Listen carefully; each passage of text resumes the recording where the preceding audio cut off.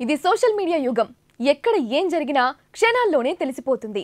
పనికిమాలిన విషయాలే కాదు, ఎంతో పనికొచ్చే విషయాలు కూడా సోషల్ మీడియా ద్వారా ప్రజలకు తెలుస్తున్నాయి. హృదయాన్ని కదిలించడానికి ఒక్క ఫోటో చాలు, జీవితం పూర్తిగా మారిపోవడానికి ఒక్క వీడియో చాలు. రోడ్డు పక్కన హెయిర్ బ్యాండ్లు అమ్ముతున్న ఈ పిల్లాడి జీవితం కూడా ఒక్క వీడియోతో పూర్తిగా మారిపోయింది. ఒక పక్క ట్రేలో హెయిర్ బ్యాండ్లు అమ్ముతూ మరో పక్క అత్యంత దీక్షగా చదువుకుంటున్న ఈ నిరుపేద చిన్నారికి లోకం సలాం చేస్తోంది. ఒక్క క్షణం కూడా దృష్టి మళ్లించకుండా చదువుకు పూర్తిగా అంకితమయ్యాడని ప్రశంసల వర్షం కురిపిస్తోంది. అతనికి ఆర్థికంగా చేయూత ఇస్తామని వందల మంది నెటిజన్లు ముందుకొస్తున్నారు. అయితే అతడు దీనికి ఒప్పుకోవడం లేదు. తనకు ఉచితంగా ఏమీ ఇవ్వొద్దని, వీలైతే హెయిర్ బ్యాండ్లు కొనాలని కోరుతున్నాడు. ఇంత చిన్న వయసులో అంత ఆత్మాభిమానాన్ని, చదువుపై ముక్కోవని పట్టుదలను ప్రదర్శిస్తుండటం చూసి జనం ఫిదా అవుతున్నారు. ఈ కుర్రాడి పేరు పవన్. ఢిల్లీలోని కమలా మార్కెట్లో ఫుట్ పాత్ పై హెయిర్ బ్యాండ్లు అమ్ముతున్నాడు. కుటుంబానికి తన వంతు సాయంగా రోజు సాయంత్రం ఇదే పనిలో పనిగా ఫుట్ పాత్ పైనే చదువుకుంటున్నాడు. ముత్యాల్లాంటి అక్షరాలతో హోంవర్క్ చేస్తుంటాడు. హెయిర్ బ్యాండ్లు కొనడానికి వచ్చే వాళ్లతో రెండు మాటలు తప్పితే మనోడి దృష్టి మొత్తం చదువుపైనే. ఇలాంటి పిల్లలను మనం చాలా మందిని చూస్తుంటాం, మన హడావిడిలో పట్టించుకోం.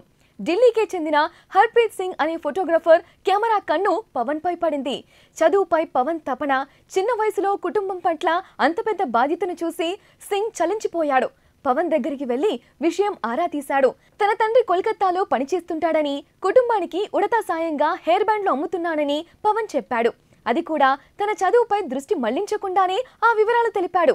ఇంట్లో చదువుకోవడం వీలు కావడం లేదని, అందుకే హెయిర్ బ్యాండ్లు అమ్ముతూ చదువుకుంటున్నానని చెప్పాడు. పవన్ అనుమతితో హర్ప్రీత్ అతని వీడియో, ఫోటోలు తీసి సోషల్ మీడియాలో పోస్ట్ చేశాడు.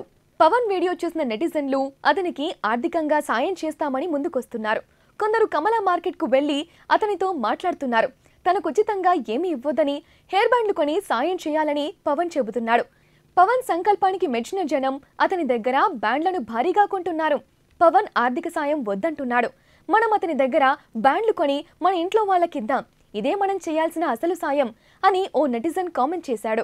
మనుషులు కష్టాల్లోనే రాటుదేలుతారని, పవన్ అద్భుత విజయాలు సాధించాలని కొందరు ఆకాంక్షిస్తున్నారు. చూశారు కదా, కేవలం ఒక్క వీడియోతో పవన్ ఎంతమందికి చేరువయ్యాడో. ఇలాంటి నిరుపేదలు మన చుట్టూ చాలా మంది ఉండి ఉంటారు.